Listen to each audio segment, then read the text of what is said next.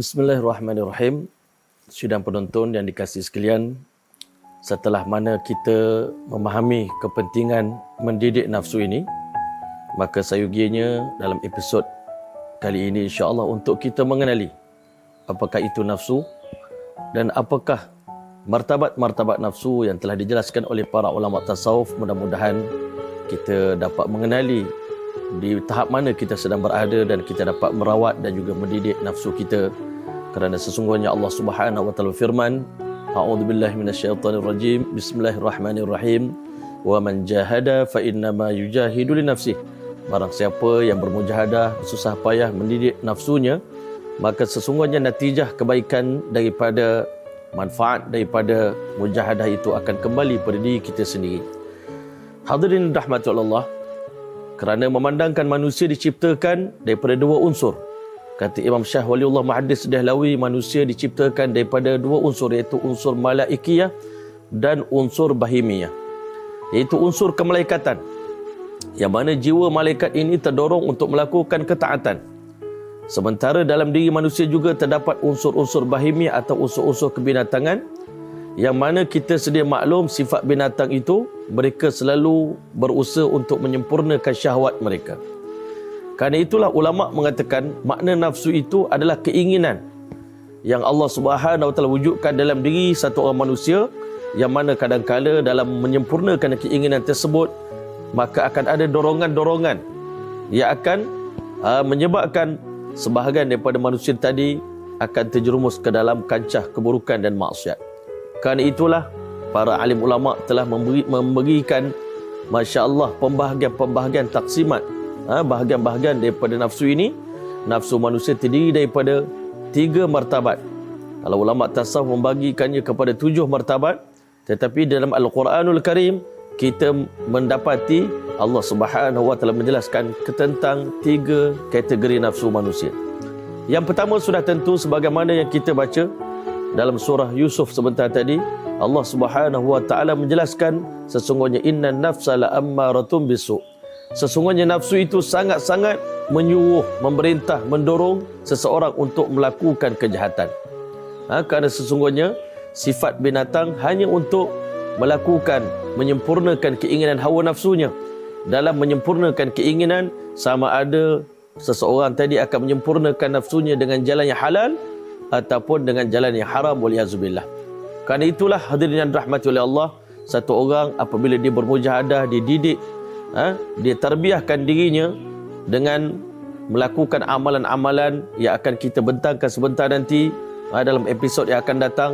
Amalan-amalan yang dapat mendidik nafsu kita, insya-Allah mudah-mudahan nafsu kita ni tidak akan berkekalan di atas amarahnya, maka dia akan beranjak pula daripada selalunya mendorong kepada keburukan.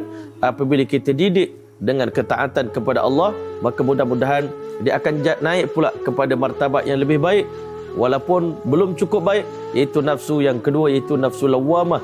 Masya Allah, yang mana ketika mana satu orang melakukan dosa, selepas dia melakukan dosa akan datang bentuk penyesalan dalam dirinya, sebagaimana Allah Subhanahu wa taala firman dalam Al-Quran, walladzina idza fa'alu fahishatan aw zalamu anfusahum dzakarullah. Apabila dia melakukan satu perbuatan yang keji ataupun dia menzalimi diri dia sendiri, dzakarullah, dia akan cepat mengingati Allah, fastaghfaru lidunubihim, lalu dia akan beristighfar, memohon ampun kepada Allah di atas dosa-dosa yang pernah dilakukan. Wa may yaghfiru dzunuba illallah, kerana dia memahami tak ada siapa yang dapat mengampunkan dosanya selain daripada Allah Subhanahu wa taala. Wa lam yusirru ala ma fa'alu wa hum ya'lamun, mereka tidak menzahirkan, mengisytiharkan dosa yang mereka kerjakan itu kepada orang lain dalam keadaan mereka mengetahui, menyedari perkara tersebut. Hadirin dan rahmati Allah, apabila kita telah mencapai martabat nafsu lawamah ini, maka Masya Allah ada hari kita akan buat baik dan ada hari kita akan buat keburukan. Khalatu amalan salihan wa akhar sayyi'a, mereka mencampur adukkan antara amal kebaikan dan dengan amal keburukan. Dalam keadaan ini kita masih belum mendapat redha Allah Subhanahu wa taala, walaupun kita sudah menjadi insan yang lebih baik, tetapi di sisi Allah Subhanahu wa taala kita masih perlu memperbaiki, mengislahkan diri kita dengan amal-amal yang dikehendaki oleh Allah Subhanahu wa taala, sehinggalah akhirnya kita akan naik ke peringkat yang tertinggi daripada martabat nafsu yang Allah Subhanahu wa taala ceritakan di penghujung suratul Fajr, di mana Allah Subhanahu wa taala firman, ya ayyatuhan nafsul mutmainnah, wahai jiwa yang tenang dalam beribadah kepada Allah, walaupun hidup tanpa maksiat dia akan merasakan ketenangan, kebahagiaan. Hakikat sebenarnya kata alim ulama, Allah sembunyikan kebahagiaan yang dicari-cari oleh seluruh manusia itu di dalam ketaatan kepada Allah Subhanahu wa taala. Itulah jalan yang kita pohon kepada Allah dalam solat kita, ihdinas siratal mustaqim siratal ladzina an'amta alaihim ghairil maghdubi alaihim waladdallin. Ya Allah, bimbinglah kami ke jalan yang lurus, itu jalan mereka yang mencapai kenikmatan yang hakiki. Orang yang taat kepada Allah, dia akan dapat syurga di dunia sebelum dapat syurga di akhirat. Dia akan rasa kebahagiaan yang tak pernah dia jumpa selama ini. Rupanya Allah sembunyikan kebahagiaan itu dalam ketaatan kepada Allah, dalam sunnah, mengamalkan sunnahnya Rasulullah SAW. Disitulah letaknya kebahagiaan yang dicari-cari oleh seluruh manusia. Irji'i ila rabbiki, baliklah bertemu dengan Tuhanmu, radiyatan mardiyah, dalam keadaan engkau telah redha kepada Allah di dunia ini. Apa saja, apa takdir yang Allah tentukan ke atas kamu, engkau redha, mardiyah, dan engkau juga akan diredai oleh Allah Subhanahu wa taala. Bila kita berada pada maqam mutmainnah ini, maka tidak ada apa lagi yang kita inginkan daripada perkara dunia ini melainkan hanyalah redha Allah Subhanahu wa taala. Sebagaimana kata-kata ulama tasawuf, ilahi anta maqsudi wa ridhaka matlubi. Ya Allah, engkaulah maksud apa yang kami nak cari dalam hidup kami ini adalah buruan kami, ya Allah. Wa ridhaka matlubi, dan redha-Mu lah saja yang kami harapkan daripada dalam perkara di dunia ini.